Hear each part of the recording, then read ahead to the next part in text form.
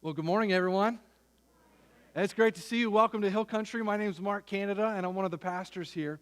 And I am just so excited to be able to continue in this series of looking in the rear view as we've been searching for what real satisfaction is, as we've been looking through this lens of Solomon at the end of his life and him looking back and just trying to figure out what is this life all about, because at the base level, all of us have this desire for finding purpose and meaning and satisfaction. It's functionally within all of us, and we're all going after it, all trying to find it.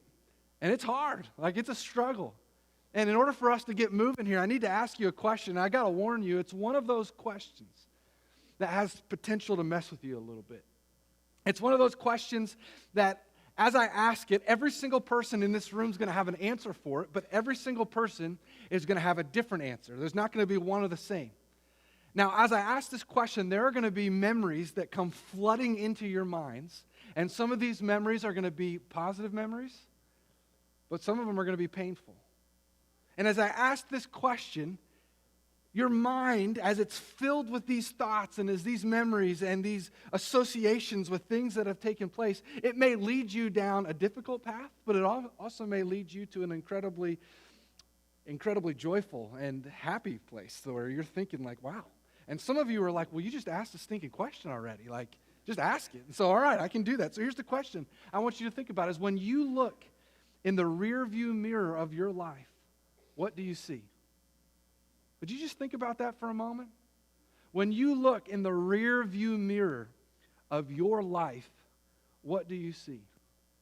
When you look back 15, 25, 35, 45, 75 years of your life, and you look back over the decisions that you've made, the decisions that other people have made that have had an incredible impact on your life, whether positive or negative. When you think about the places you've gone, the things that you've experienced, the things that you've said, the life that you've lived, when you look back over in the rear view mirror of your life, what do you see? Now, you know what's interesting about your rear view mirror and what you're seeing even now as those images, those memories, those thoughts come flooding into your minds, is that everything that's coming into view right now are the things that have shaped you to be exactly who you are right now. The relationships that you've made, those decisions that you've had and that have formed you, the places that you've gone. You see, everything that is past tense in your life has been a part of shaping this present moment. Everything. It's who you are right here, right now. And isn't it fascinating that when we look through the rearview mirror of our life, we have a tendency to see things with incredible clarity. Things that maybe we didn't see right in the moment. Think about it. Just when you were in the moment of making that decision, going down that path, you were wondering what the right way to go was, or maybe you weren't even thinking at all. But now, when you look back on that, you can see with incredible clarity. You can see things from a completely different perspective. And if you've been tracking with us at all, as we've been walking through the book of Ecclesiastes and looking at Solomon's life, one of the things that you've seen is that as he looks back and as he reflects, he is able to see things with a clarity that maybe he couldn't before. He's able to see things from a different perspective. And that's why he's writing. Because he's looked through a different lens in his life, and he doesn't want other people to miss out on what he's learned. You see, he's looked at life, and he's looking at life through the lens of wisdom. And he's talking to his students, and he's talking to us. And today what we're going to do is we're going to jump into Ecclesiastes chapter 7 through 8, and we're going to continue to look through this lens that he has. Now, what's interesting about this lens is it's a very specific lens. And we heard about this in chapter 1, verse 13, where he said it like this. He said, I applied my heart to seek and to search out by wisdom all that is done under heaven. This is what he's applied his heart to. There's this filter of wisdom that he's trying to look at life. And as he's looking at life through this filter, he's writing. And so in chapters 7 through 8, we're going to look at this. But here's the deal when it comes to chapter 7 through 8 is we are not going to be able to look at every single nuance to these two chapters. But what we're going to do is we're going to take a high-level look at some of the principles that Solomon is writing down, these learnings of wisdom, so that we can see where he's going and track with him in his journey. Now, I want to invite you to open up with me to Ecclesiastes chapter 7. We're going to start in verse 1. I'm reading from the ESV translation of the Bible, but there are going to be a couple of times where I may throw up an NIV or an NLT, but I normally will use the ESV. So follow along with me as I read starting in verse 1 of chapter 7, where Solomon says this. He says, "A good name is better than precious ointment, and the day of death than the day of birth." Now let's pause there for a moment. And I don't know if you struggle with this, but I know I do, is that sometimes when I look at the Old Testament wisdom and poetic literature, I look at it and I'll read it once and I'll say like, what? What does that even mean? Like, you read it and it's like, okay, that kind of sounds good, but like, what are you talking about? Do you ever do that when you read the Old Testament, especially in the wisdom literature? There's just that like, huh? And so what I have to do is I have to come back and read it just a little bit slower. So would you just do that with me for a moment? Let's just read it a little bit slower. He says, "A good name is better than precious ointment, and the day of death than the day of birth." Now the New Living Translation translates the first part of that verse like this: "A good reputation is more valuable than costly perfume." So Solomon, looking in the rearview mirror of his life, begins to see life just a little bit more clearly. And what he's learned is this, is that there's no point in smelling like the most expensive perfume or cologne and having a character where people, when they hear your name, they cringe. Like, that doesn't make any sense. It doesn't make any sense for you to like have expensive clothes and to just smell really good and to have just a superficial life.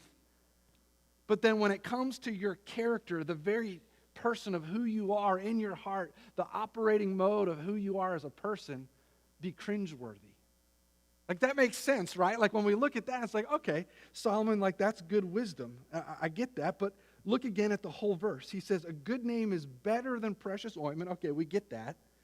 "And the day of death than the day of birth." Now, hold on. Like, that doesn't make sense. How is the day of death better than the day of birth? I mean, have you ever been to the maternity ward before in a hospital? Have you ever seen how actually joyful that moment is with all the little babies crying, but there's this joy that's there in the room as moms and dads look on to their children. There's all this hope. There's all this expectation. There's all this promise. There's all this joy because of the new life that's in front of them. And if you've never been there before, you can imagine it. It's this incredible moment. So how can the day of death be better than the day of birth? Now, I think in order for us to completely understand what Solomon is saying, we have to remember the filter through which Solomon is looking through. And he's looking through the filter of wisdom. And what I believe he's saying here is that there is greater wisdom that can be gleaned from the reality of death compared to the reality and in the presence of birth. Think about it just for a moment. When there's a baby that's born, what can we say about him or her? Like, oh my word, he looks so much like his dad. That's incredible. Look at those dimples. Or look at that girl. She looks so much like her mom. Or wow, that baby is bald. Or wow, that's a full head of hair. Oh my word. Or like, look at all those rolls, which is the only appropriate time to say that of a person ever. Don't ever say that other than that moment. And those rolls are amazing. Like, I mean, what else can we say about a baby? There's really nothing much to their life other than what we see right there in front of them. But it changes, right? When we get to the point of when that baby becomes grown up and then dies. There's so much more that can be said about that individual's life compared to their birth. And I think that's what's happening here, is Solomon is saying there's actually wisdom that can be gleaned from looking at a person's death and on their deathbed compared to looking at them at their birth. Because when a person dies, if you've ever been to a funeral, maybe recently, and you hear them talking about that person, maybe they've said things like, man, they were so generous. They were so kind. They were so loving. They were a great friend. There was such a rich depth to that person's life. They loved Jesus.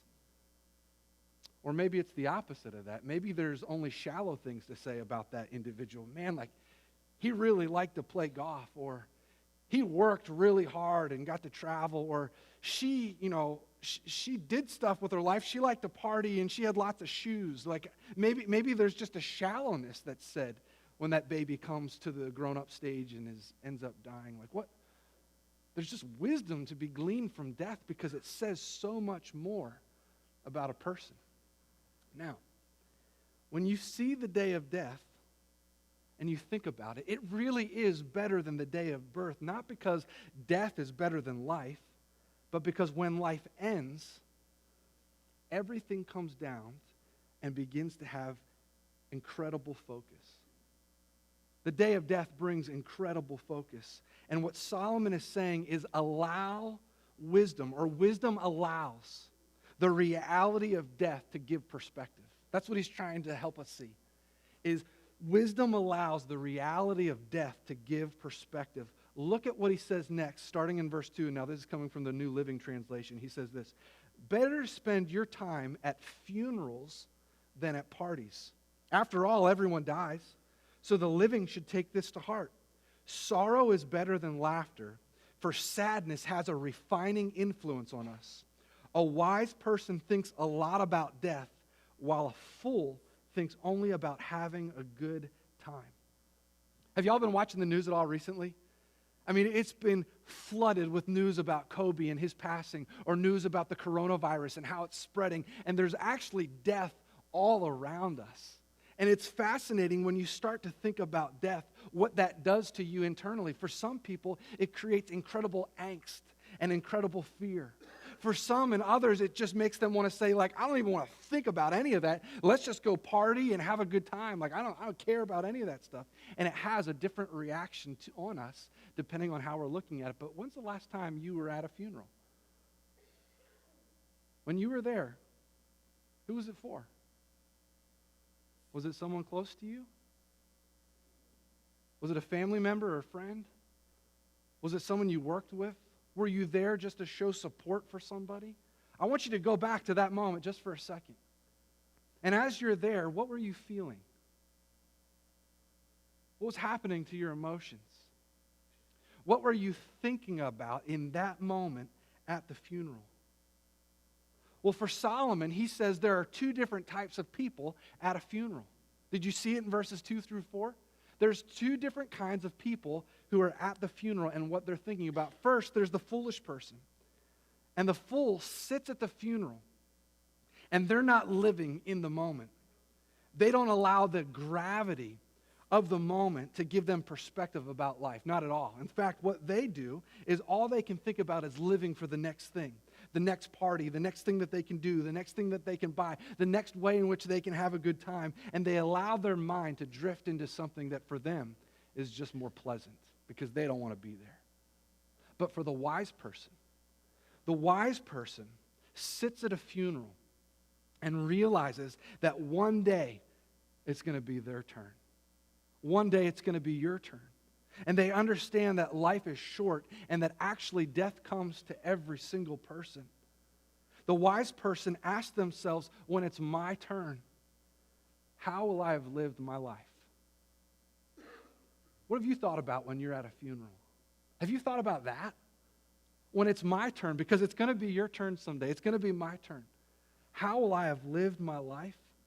Have you in any way allowed the reality of death to shape your thinking?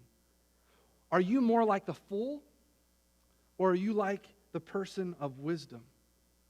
Now, when you read this, and when I read this, and when I look at this, sometimes I'm like, Solomon, could you just lighten up a little bit? Like, this is pretty intense. Like, just calm down.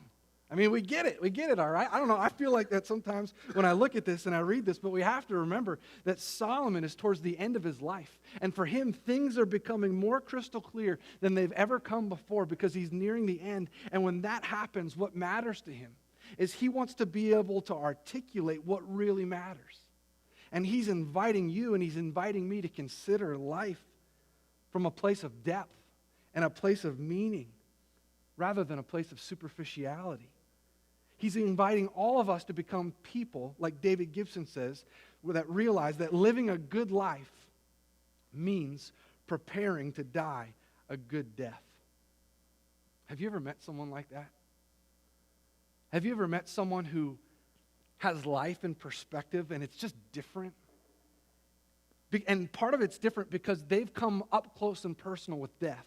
They see death from a different vantage point maybe than you or I have ever been able to see it. A number of years ago, I got a phone call from my parents that my grandmother, who we called Mamaw, was about ready to die. And so my wife and I got in the car. We were living in Columbia, South Carolina at the time, and she was living down in Beaufort, South Carolina. And so we got the call, and we made the drive down to the hospital. And as we were there in the hospital, I was talking to my mamaw, and I was just asking her, how she was feeling, what she was doing. And so part of what would have happened to her is she had had 2 strokes, and so she wasn't able to communicate and articulate things completely clearly. She was making sense in her mind, but she couldn't verbalize them out of her mouth. And so what would come out would be incredibly jumbled. And so having a conversation was really difficult, but I remember being there that day. And I'll never forget, because part of what I was doing that day was asking her what she would like her funeral to look like, because she knew she was going to die. We all knew she was going to die, and she'd come to grips with that. And I remember asking her this question. I said, Mama, is there anything that you would want me to particularly say at your funeral? And she wasn't able to communicate it completely clearly, but this is what came out in a jumbled mess. Is she said, I want them to know about Jesus. That was the one thing that came out of her mouth, is I just want them to know about Jesus. You see, for my mamaw, in that moment, life became incredibly simple, but it became incredibly clear. For her, there was one thing that mattered. And what mattered to her is that every single person who was at her memorial service would know about Jesus and how he can save them and how he loves them. That's what mattered to her. You see, death has that effect on us, is that it's full of wisdom because it brings us to that clarifying moment where all we can see is what really matters. And what Solomon wants us to be able to do is take an honest, hard look at our lives. Have you done that recently? Have you just taken a kind of a gut level, hard, honest look at your life? You know what happens when you start to do that, when you consider death, is it has an incredibly refining process in your life. It forces you to think differently when you think about death.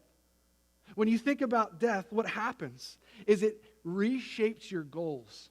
It reprioritizes your attitude and where you spend your time and what you even pray for. And it can help you see that all of life is a gift from the hand of God. And what Solomon wants us to see is that when you take an honest look at death, it enables you to clearly see so that you can actually walk in true wisdom. Because from Solomon's perspective, when looking in the rearview mirror, walking in wisdom is far better than walking in foolishness. And he has seen that throughout his life. Walking in wisdom is far better. It is far better than walking in foolishness. And over the next few verses, from verses 5 down to verse 12, Solomon is going to unpack some of this wisdom that he's gleaned over the years. And the way Solomon does it, it's always amazing. Whenever you read any of his work, he had the God-given ability to express truth in an incredibly poetic way. And he's able to do it in these short principles, these principles of wisdom that he's understood over the years. And so what I want to do is just look at a few of them, because this is wisdom for life, not just then, but now. Look with me in verse 5 where he says this: "It is better for a man to hear the rebuke of the wise than to hear the song of fools." You see, for Solomon, he learned that it's better to allow wise people to correct you rather than allowing a foolish person to praise you. That's good advice. That's good wisdom. Jump down to verse 8. "Better is the end of a thing than its beginning, and the patient in spirit better than the proud in spirit." You see, for Solomon, he learned that it's better to be faithful and to finish something rather than starting a whole bunch of things that never get finished. Solomon learned that it's better to be patient than to be proud. Look at verse 9. He says, "Be not quick in your spirit to become angry, for anger lodges in the heart of fools." He says, it's better to not allow anger to control your heart. And you know that, and I know that, but sometimes we don't live like that. He goes on in verse 10 and he says, "Say not, why are the former days better than these? For it is not from wisdom that you ask this."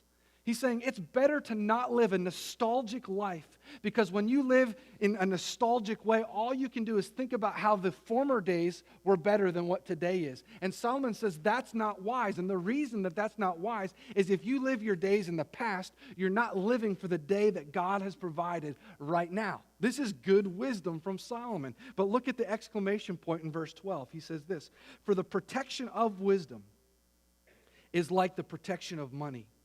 And the advantage of knowledge is that wisdom preserves the life of him who has it." Walking in wisdom is far better than walking in foolishness. It's far better. And you know that.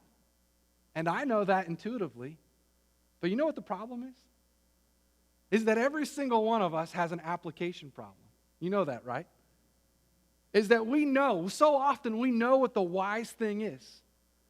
And we choose not to do the wise thing. We choose to do the foolish thing. And it's because there's an application problem. It's exactly what it is. Well, I have to tell you this. There's a number of years ago, my wife and I were talking about some of our favorite things to eat. And I've said this to y'all before. I just love good barbecue. And now that I'm in Texas, it's the best barbecue on the face of the planet. But back in the day when all I knew was Carolina pulled pork barbecue, which is good, it doesn't compare to Texas, but it was good. And so I said to her one day, I was like, you know what I'd really love is just some good pulled pork. And she's like, well, I'm going to make you some. I'm like, you don't have to do that. She's like, no, I want to make you some. And so she did some research of how the best way to do it in our house. And she looked up all these different recipes of the way that she could do it and all the different sides. And I was like, babe, you don't have to do that. She's like, no, I really want to. I was like, all right. And so she started putting this meal together, and she was cooking the meat all day long. And I remember when I got home that night, the house just smelled amazing. I sat down at the table with our kids, and all the food was out, and she had this big smile on her face because she was so excited for us to be able to enjoy this meal together. And I remember as I sunk my teeth into that first part of barbecue, and it was really, really good. But I remember in that moment, I had this thought. And I thought, you know what would make this better? And I had a moment to make a decision. Do I share this information with her, or do I keep my mouth shut? And I remember thinking to myself, well, if it could be better, she would probably want to know that. So I opened my mouth and I said, babe, this is great, but you know what could make it better? You know what that's called? Foolishness. Absolute, utter foolishness. Now, think about that for a second. Why did I do that? Why did I say that? It's because I've got an application problem. In that moment, I intuitively knew what the wise thing to do was, but I didn't do it. And I chose to do the foolish thing. And you know what? You do the exact same thing often as I do, is we choose to do the foolish thing rather than the wise thing, even when we know what the wise thing is to do. And it's because we have an application problem. It's the reason why. Think about this. Why do you sometimes make poor financial decisions? You know what the right thing to do is. But why do you do it? Why do you go to places on the internet that you know are not good for you or for your marriage? You know what the wise thing to do is in that moment, but you don't do it because you've got an application problem. I've got an application problem. Why do you post certain things on social media or send in a text message when you know it's not the wise thing to do, but you do it anyway?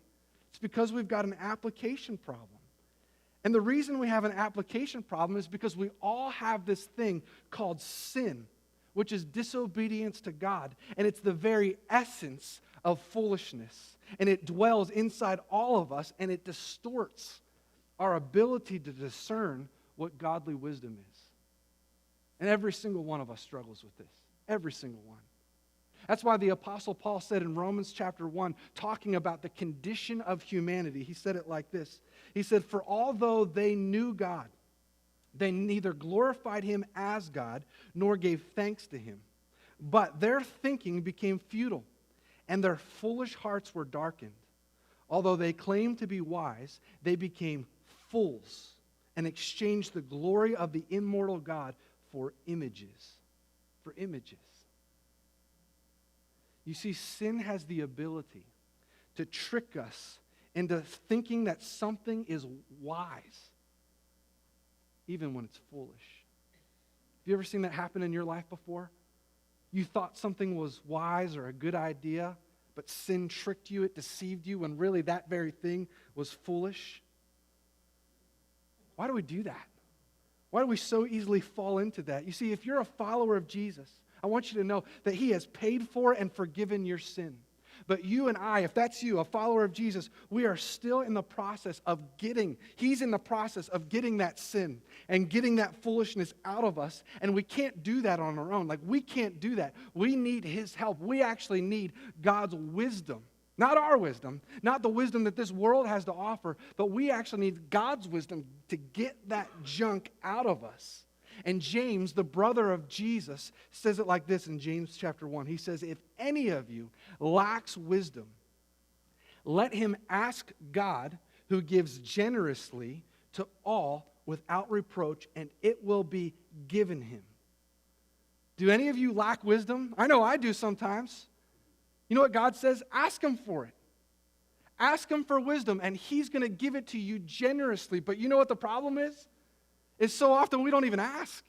We think if we strategize enough, we think if we reason enough, we think if we can just rely on our intellect to be able to figure out the moment and the situation and the question, that we'll be able to figure it out. But the reality is how's that been working for you? Because so often we don't go after wisdom because that application problem gets in the way and we choose foolishness. But God is saying, would you just ask me? And maybe one of us, maybe all of us need to ask him for that today. God, would you give us wisdom? Because we know that you want to give it generously. So is godly wisdom a filter for your life? When you make the decisions that you make in your life, is godly wisdom a filter for it? When you think about what school maybe you want to go to or what school you want your kids to go to, is there a godly wisdom filter in that decision-making process? When you think about the home you want to buy or the car that you want to drive, is there a godly wisdom filter in that process? When you think about when you want to retire, what relationships you're going to form, what relationships you're going to let go of, is there a godly wisdom filter for that? When you think about the big decisions of your life, where you're going to spend your time, where you're going to spend your money and your resources, is there a godly wisdom filter for that? Or do you just kind of go through the motions? Do you just kind of go on to the next thing, not even thinking about what would be the wise thing to do in this moment? What would bring God honor in this moment?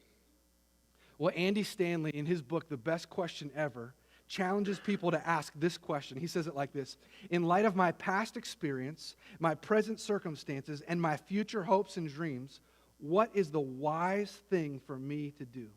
What a great question. What a great question. What is the wise thing for me to do? I wonder if you had asked this question looking in the rearview mirror of your life, if you were to have asked this question throughout your life, how would your life look differently today if you would have asked, what is the wise thing to do? Now let me ask it a little bit of a different way. If you were to look at the end of your life, I wonder what the end of your life could look like if you started to ask this question today. What is the wise thing? God, what is the wise thing? Not my thing, not my agenda, but what is the wise thing for me to do today? Now, Solomon wants to make it crystal clear that there are incredible benefits to walking in wisdom. It's what he's given his complete life to, looking through the lens of wisdom. But now that he's towards the end of his life, he starts to see something from a different perspective. And it's simply this, is that wisdom is not all-inclusive. Wisdom actually has limits. So here's this guy who's given his whole life to wisdom, to going after wisdom, to seeing life through the lens of wisdom. And the thing that he gets to at the very end of his life is that wisdom, as much emphasis, time, energy, and passion he's put into this thing called wisdom, what he's found out and what he's learned is that wisdom actually has limits. It's not all that it was cracked up to be in his mind. Look at what he says in verse 13 of chapter 7. He said, consider the work of God. Who can make straight what he has made crooked? In the day of prosperity, be joyful, and in the day of adversity, consider God has made the one as well as the other, so that man may not find out anything that will be after him. Solomon's at the end of his life, and he's reflecting through the lens of wisdom, and he sees something about God that maybe he didn't realize when he was younger. And here's what he sees, is that wisdom can't change God's plans. Wisdom cannot change God's plans. It does not matter how far we progress in medical wisdom. It doesn't matter how much we advance in technological wisdom and precision. He says, who can make straight what God has made crooked? God has made the day of prosperity as well as the day of adversity. In all of our wisdom, in all of our advancement, in all of our technology, you know what's still true? Is you're going to die. People are going to die. There's nothing that we can change about that. It doesn't matter how smart we think we are. It doesn't matter how far we think we're going to advance. People are still going to die. And what's amazing about this is that even though sometimes this can be so difficult for us, is one of the things that Solomon shows us is that being a part of God's plan helps us see life from a different perspective. And wisdom can't rule over God's plans. You know why? Because wisdom is not God. Wisdom is actually a gift from God. But let's just be honest for a moment. This can be really hard to accept. Sometimes when we look at God's plans and we see what He's doing, not just in the world, but within our personal lives, we're like, what? That doesn't make sense. Have you ever had a moment like that? Or maybe you're actually going through it this week where you've just kind of looked back at God and said, like, God, that doesn't, I don't understand. Like, that doesn't make any sense. Why did they have to die? God, why did they have to leave? Why did I have to go through this experience? God, why? You ever ask that question? Just, God, why? Like, I don't get it. Why did I have to lose my job? God, why did they have to get sick? Why do we have to move? And you keep asking that question, why? And if that's you today, I want you to know that Solomon is very aware of what it feels like to be in that place, of wanting to know why, when life doesn't make sense and it's hard to understand. Look at what he says in verse 15. He says, in my vain life, I have seen everything. There is a righteous man who perishes in his righteousness, and there is a wicked man who prolongs his life in his evil doing. That doesn't make any sense. Why would a righteous man die in his righteousness? But when a person's doing evil, it actually prolongs his life. That doesn't make any sense, God. Look at verse 23. All this I have tested by wisdom. I said, I will be wise, but it was far from me. Verse 24. That which has been far off and deep, very deep, who can find it out? God, like, why? I can't understand. As much as I've applied myself to know wisdom, like it's not making sense. Now jump down with me to chapter 8, verse 10. Look at what he says here. Then I saw the wicked buried. They used to go in and out of the holy place and were praised in the city where they had done such things. This is also vanity, because the sentence against an evil deed is not executed speedily. The heart of the children of man is fully set to do evil. Though a sinner does evil 100 times and prolongs his life, yet I know that it will be well with those who fear God, because they fear before him. But it will not be well with the wicked, neither will he prolong his days like a shadow, because he does not fear before God. Do you see his perplexity? Do you see what Solomon's wrestling with? He's wrestling with what he's experienced, but what yet he knows to be true, and he's having a hard time of bringing those things together. He's evaluating, he's researching, he's investigating, and he's doing it all through the lens of wisdom, but he's just frustrated because it's just not making sense. Have you ever been there before?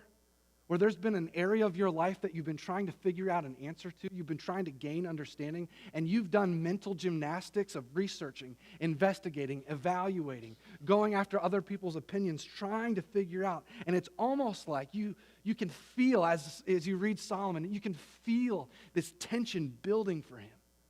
Because this is hard. And if you've been there or if you're there, it's hard.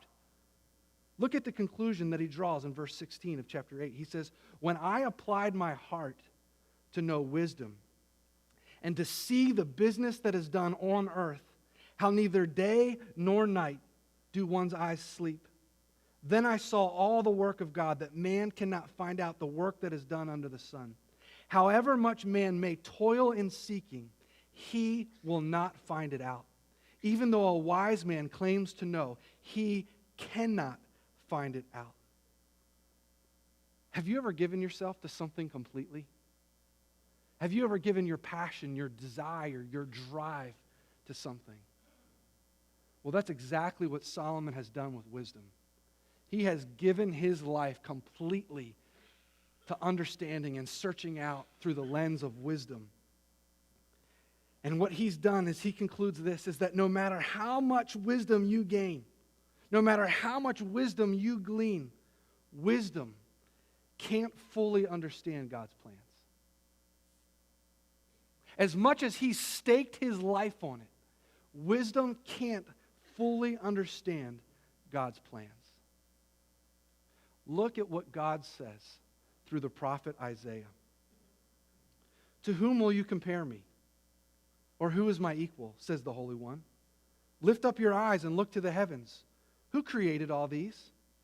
He who brings out the starry host one by one and calls forth each of them by name. Because of his great power and mighty strength, not one of them is missing. Why do you complain, Jacob? Why do you say, Israel, my way is hidden from the Lord? My cause is disregarded by my God. Do you not know? Have you not heard? The Lord is the everlasting God, the creator of the ends of the earth. He will not grow tired or weary, and his understanding no one can fathom. So Solomon, what's the point? What's the point of all this? What's the point if wisdom is so limited? Are we hearing you right, Solomon, that death teaches us to walk in wisdom, and wisdom is better than foolishness, but wisdom is limited and can't change or fully understand God's plans? Is that right? Are we hearing you right, Solomon? And Solomon's like, that's the exact same question I've been asking. I've been wondering the exact same thing. I don't get it. I've been searching all throughout my life for wisdom, and it's not clicking. It's not making sense. It's not coming together. I don't fully understand all this. And the tension is so thick, but then it's almost as if there's this calm, gentle peace that comes over his body. And he responds in verse 15 by saying this: and I commend joy, for man has nothing better under the sun but to eat and drink and be joyful. For this will go with him in his toil through the days of his life that God has given him under the sun. You see, as Solomon looks back, he sees this, that wisdom is a good gift from God. But wisdom can never achieve the kind of control over your life that you hope for it to. Now, don't get them wrong, because wisdom will help you with money. It's going to help you with your decision-making process. Wisdom's going to help you in relationships. It's good. Wisdom is good. It's even excellent to walk in wisdom, but don't worship it. Don't worship your understanding. Don't worship your insight. Don't worship your intellect. Don't worship your ability to reason and to solve problems. Don't worship it, because in the end, it will leave you down. Because there's going to be something that happens that's going to leave you perplexed. There's going to be something that happens in your life that you won't be able to figure out. Wisdom is limited, and you or I will not ever be able to fully understand God's plans or his ways, because we don't worship wisdom. We actually worship the God who controls all of wisdom. And what Solomon is saying here in this moment is, would you be willing to just open up? Would you be willing to just open up your tight-fisted hands of control? Would you be willing to just open up those tight-fisted hands that's trying to figure everything out? Would you be willing to open up those tight-fisted hands that think you have all the answers? Would you be willing to open up those tight-fisted hands so that you can find real joy? A joy that's real joy because it's no longer you who's in control, but the God of the universe is. Would you be willing to open up those tight-fisted hands so that you can see that there's a God of the universe who knows your name. And He knows the story that He's writing for you. Would you be willing to open up those tight-fisted hands to see that joy is available to you right here, right now? You see, the God of the universe, the God of creation, sent His Son Jesus to die in your place and to rise again. And when you're honest about your sin and disobedience to Him, and you turn from it and you ask for forgiveness, do you know what happens? Not only does He forgive you for eternity, but He places His Spirit inside of you. And do you know what part of His Spirit is? It's an attribute of His Spirit, is joy. And if you're a follower of Jesus, do you know what you have inside of you? You have joy.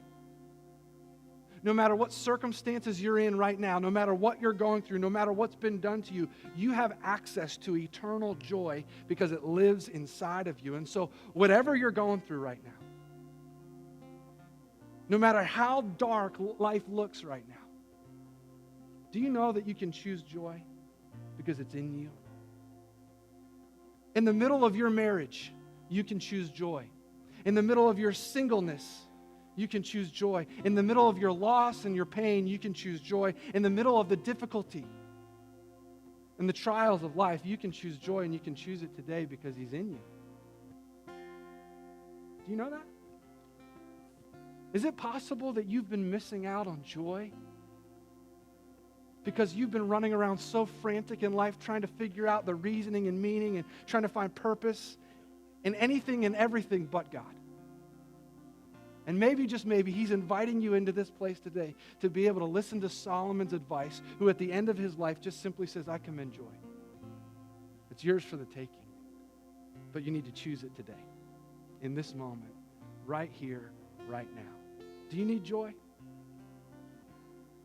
I wonder what your life could look like at the end of your life, looking in the rearview mirror of your life, if you chose joy today and tomorrow and the next day, and for every day of your life, regardless of your circumstances. What would the rearview mirror of your life look like if joy was your operational mode?